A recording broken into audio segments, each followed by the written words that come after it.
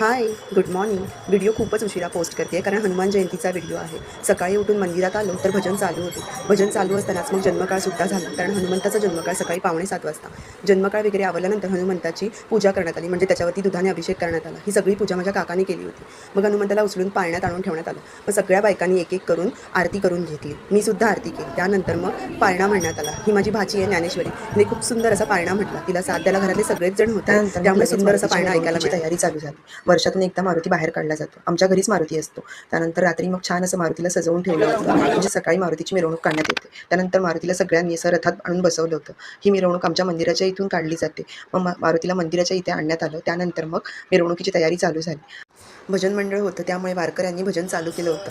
मग भजन चालू झाल्यावरती आम्हाला पण डान्स करायचा होता. मग आम्ही पण पप्पासोबत डान्स करत होतो. आता ही मिरवणूक आमच्या तिन्ही वाडीतून बाहेर काढली जाते. मग काय सगळेच जण एक एक करून आरती करायला येतात मारुतीची. आता मुंबईतून पण काही लोक आरती करण्यासाठी आले होते. मग त्यानंतर आमच्या वाडीत आल्यानंतर सगळेच जण नाचायला लागलो होतो, कारण खूप छान असा गजर घेतला होता. त्यामुळे सगळेच जण डान्स करायला लागले होते. तर यातल्या सगळ्या बायका बहुतेक आमच्या घरातल्याच होत्या, कारण हनुमान जयंतीच्या कार्यक्रमाला आम्ही सगळ्याच जणी एकत्र येतो. मग त्यानंतर काय डान्स वगैरे झालाच पाहिजे. मग मी आणि लाडोबासुद्धा. मग त्यानंतर ही मिरवणूक मंदिराजवळ आली. मग काय सासू आणि जावयाची फुगडीसुद्धा झाली.